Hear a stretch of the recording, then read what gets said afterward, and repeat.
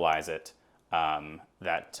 so that you have it. Okay, so some of the material I talk about today could be on an exam, so you will be sort of required to sit through it, or at least you will be accountable for the information in it. Okay. So the original way I had planned on delivering this lecture was in terms of sort of growing German power on the continent of Europe. And then I was going to sort of go back and explain Germany's place in what was a global system of colonial empire that structured the 19th century, and in fact, the 20th century to a large extent. I think what I'm going to do is I'm going to start instead in the middle. So I'm really starting with slide 16, if you're following along on eCampus, and contextualize global empire. And then, if we have time, if it makes sense, either in this lecture or certainly subsequent lectures, so we'll talk about it this week in class, contextualize Germany within that growing system, okay? So I'm starting on slide 16, starting in the middle of that lecture, and in fact, this is a slide that you guys have seen before. So in 1822, you can see that the world was, to some extent, under European domination already, right? So certainly there were coastal enclaves of European empires, colonies along the African coast, many of which benefited largely from the slave trade, the Atlantic slave trade. Certainly the United States is deeply involved in this. The countries of the Caribbean, Central and South America, of course, Western and Southern Africa to a huge extent. And then increasingly, the British are expanding into the Indian Ocean and into the Pacific. So you have colonies in Australia, you have an increasing colonial presence in India. The French have, in this period, managed to basically gain and then lose and then gain again their own set of colonies. So there is a strong colonial presence of the French in North Africa, especially in Algeria, which, following a sort of a diplomatic incident, the French use a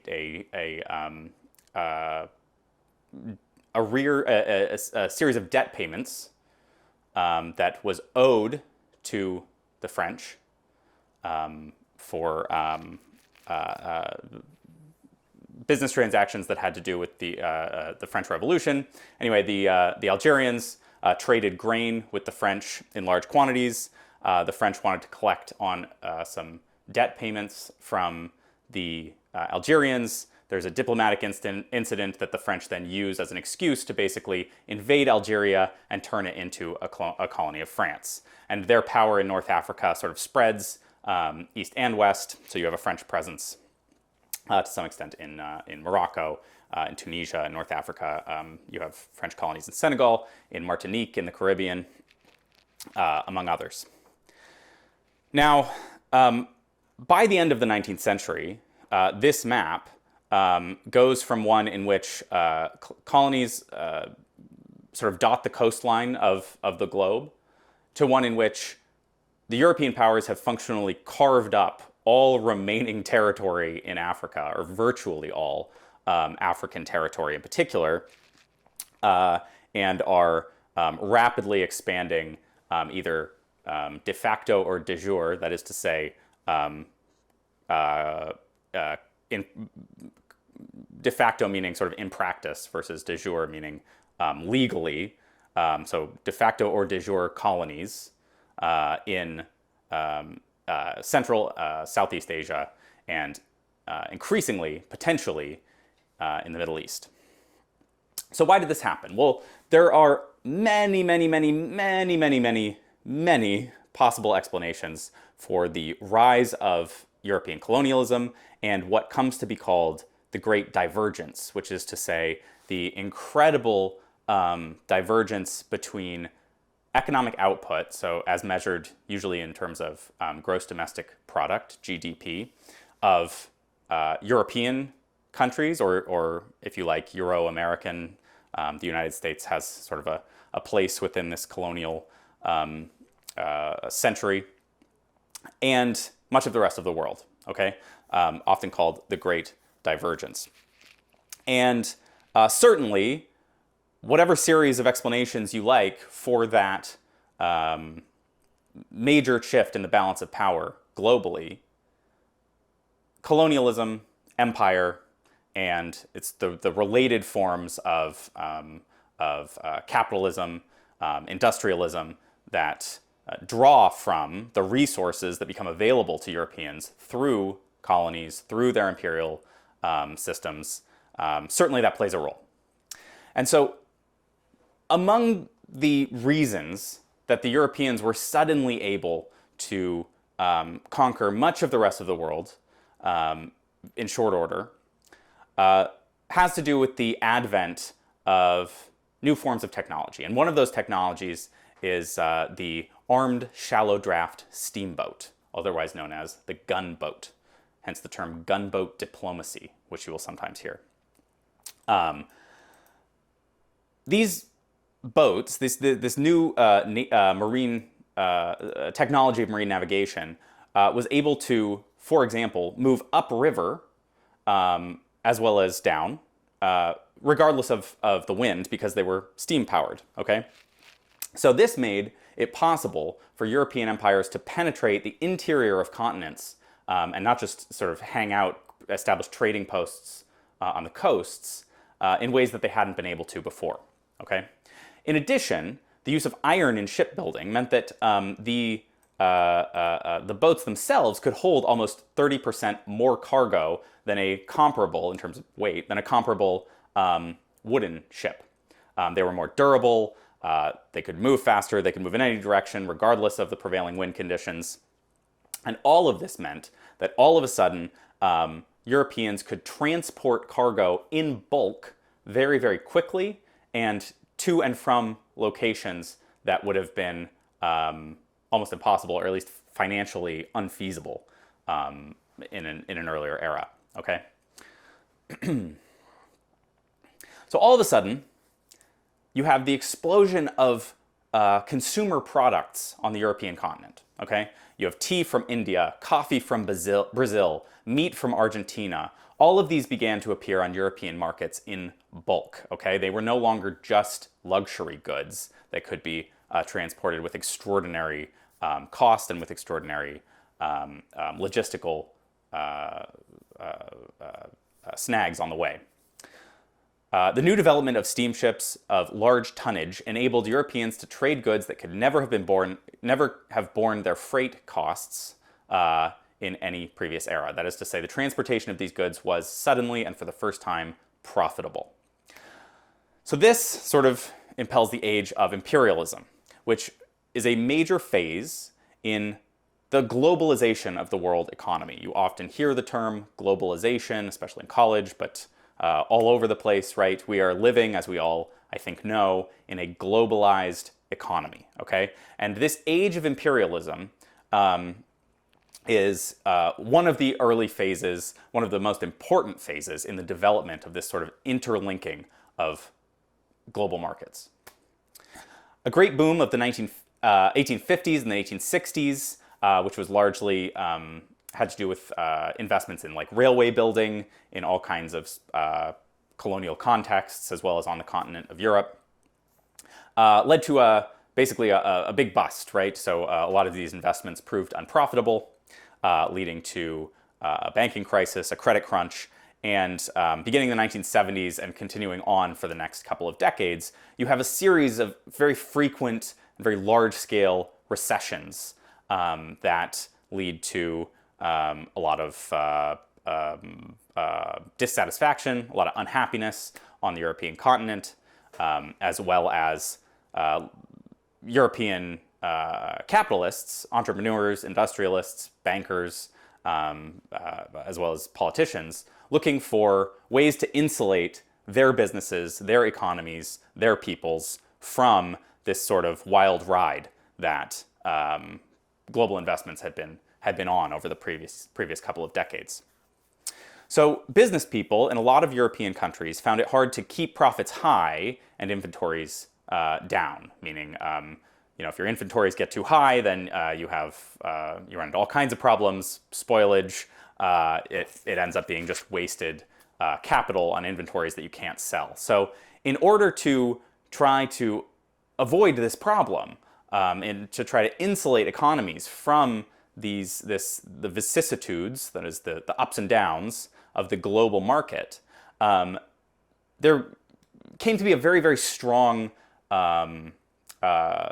lobbying effort among trade organizations, merchants, industrialists, to try to get politicians to curtail or rein in the free trade policies, that is to say the sort of laissez-faire or just sort of free market economics of the 1950s, or the 1850s and 60s, which had brought about this globalization of the economy in many ways, and trying to sort of replace those free trade policies with protectionism, which is to say policies that are designed to insulate national economies from global competition. Okay, so colonies were a way to do this.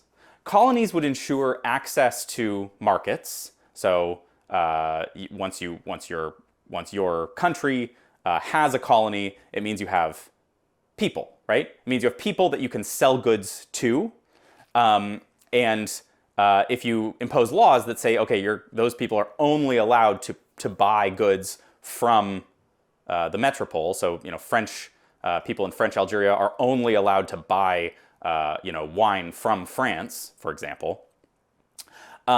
This means that you basically have a captive market, right? It means that you can ensure that the businesses in your home country are always going to have a market to sell to. And at the same time, it expands the pool of raw materials that the industries of the colonizing country can draw from, right? As we've just heard, a lot of the colonial competition derives from the ability to quickly ship goods around the world. And Europeans notice that much of the luxury goods, much of the consumer products as well, that they want to bring in, especially from South Asia, but also the rest of the Pacific, from East Africa, the Indian Ocean generally, are just slightly out of reach.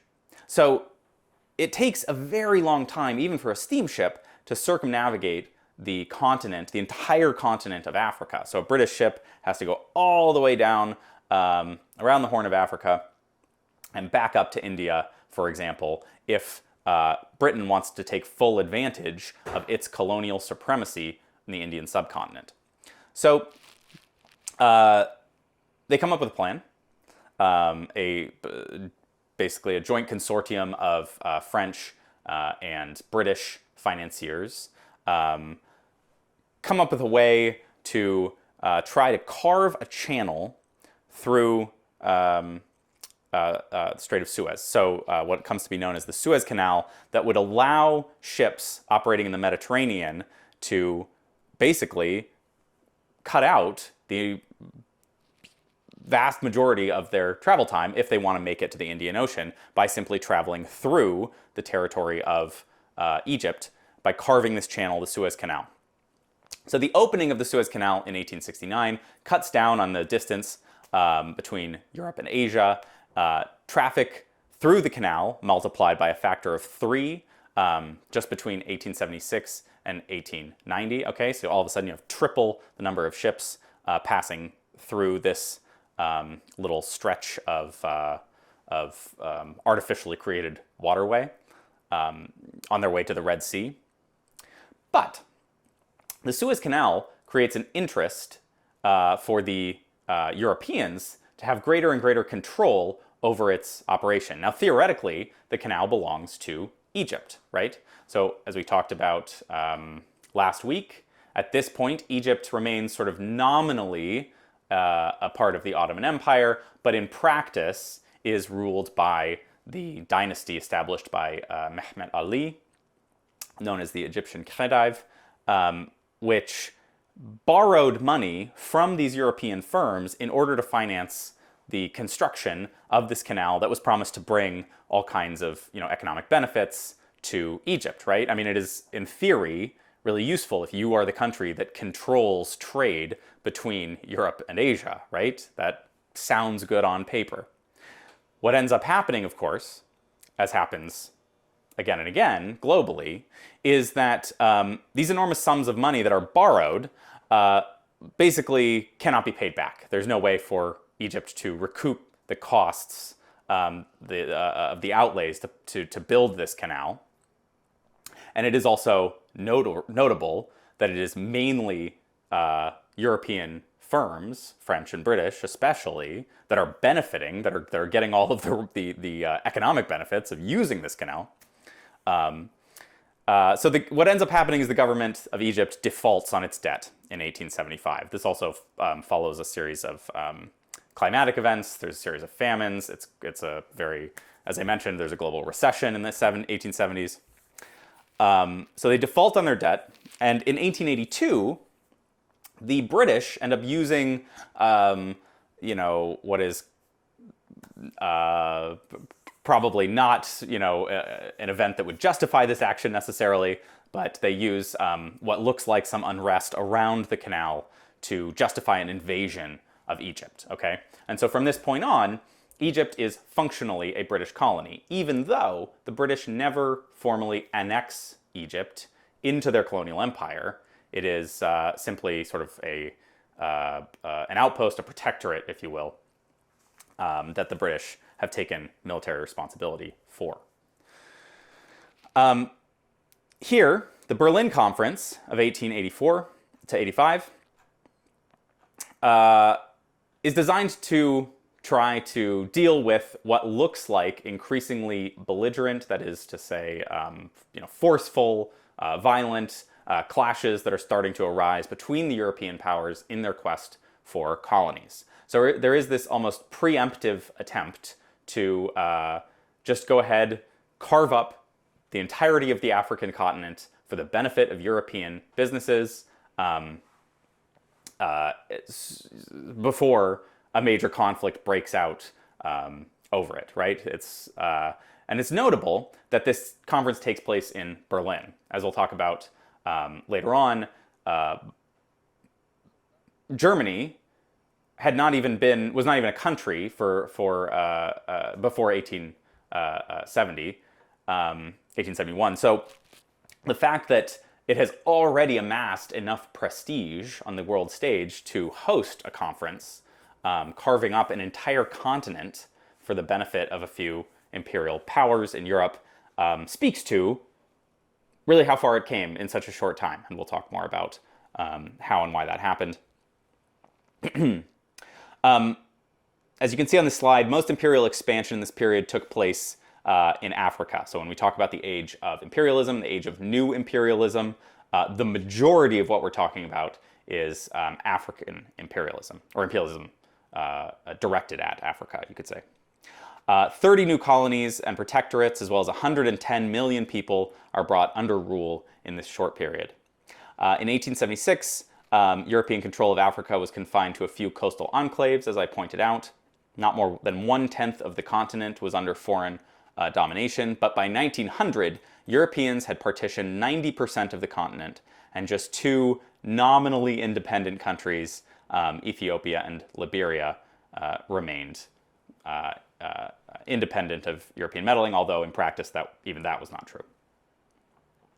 So as the historian Jonathan Sperber has observed, with some individual exceptions, and this is a really important point, of which India is probably the most prominent, European colonial ventures were overall enterprises that ran at a loss, okay? So this is important for understanding why the First World War happens, okay? This is really, really important. In fact, not only for the First World War, but frankly, for understanding the world we all occupy today, okay? Colonialism was a money-losing enterprise overall. The expense of creating and supporting a colonial government, complete with officials, police, and an army, and of offering subsidies to various economic interests connected with the colonies, was greater than the benefits to be gained by trade and investment.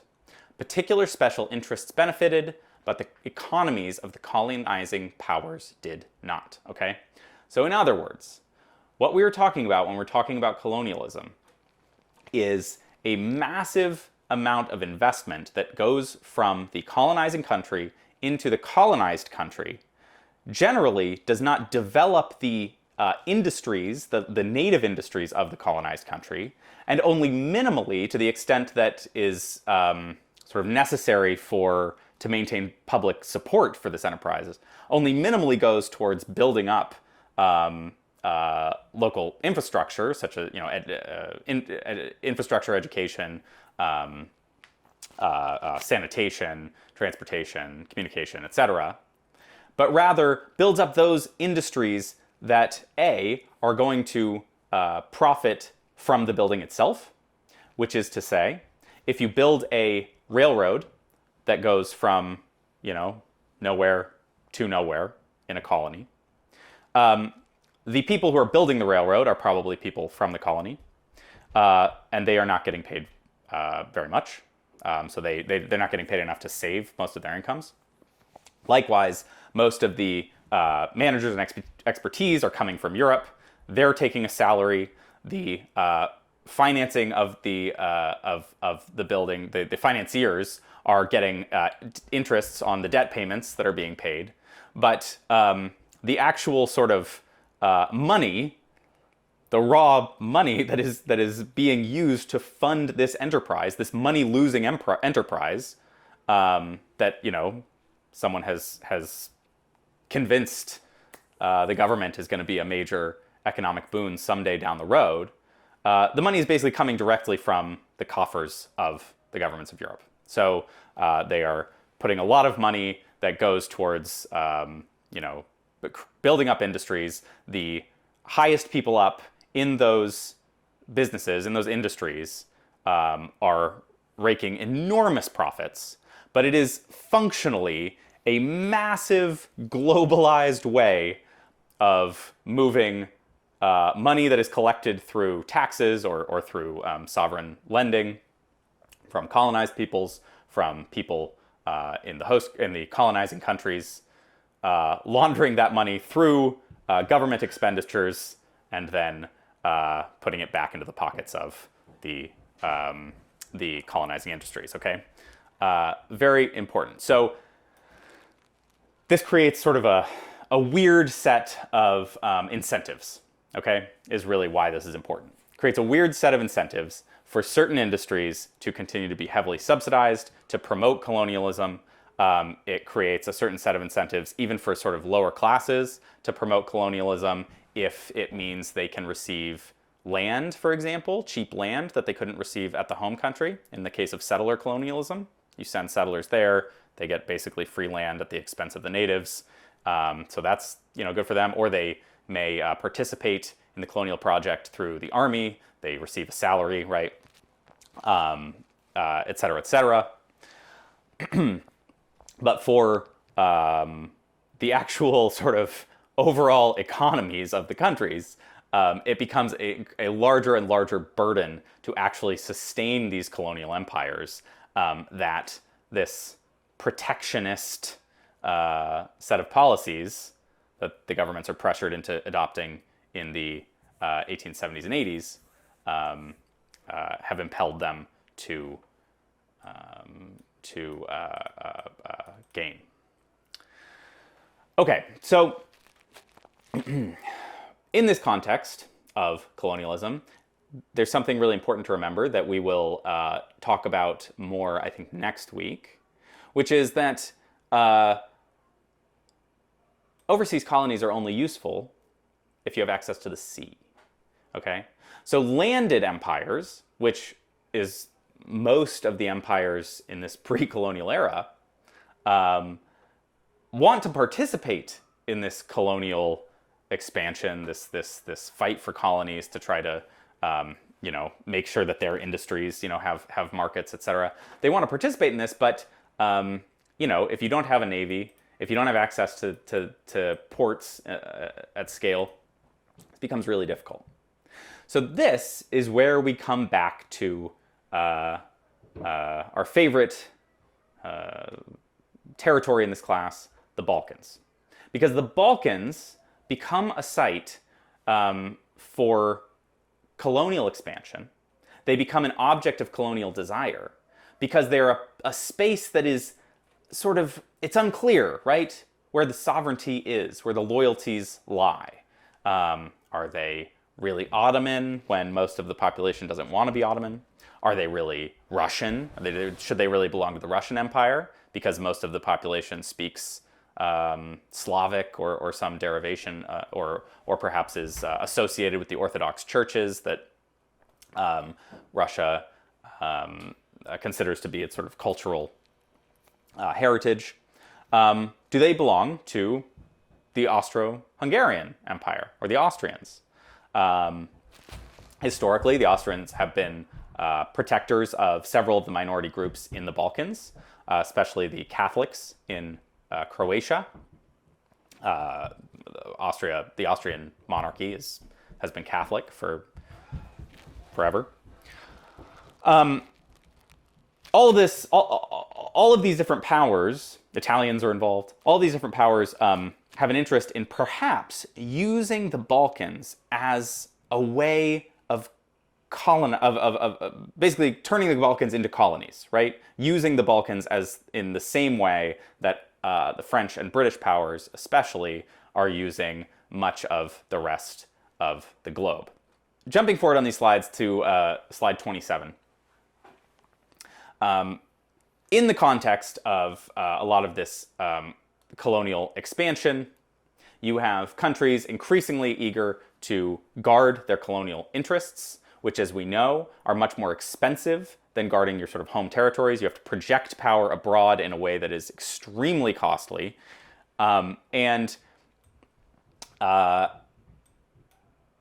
Therefore, it appears from the figures on this slide that what we have here is basically a global arms race to some extent, okay? So as you can see, in some cases, European spending on military, so defense and military spending, between 1908 and 1913, so in the run-up to the First World War, nearly doubles, okay? And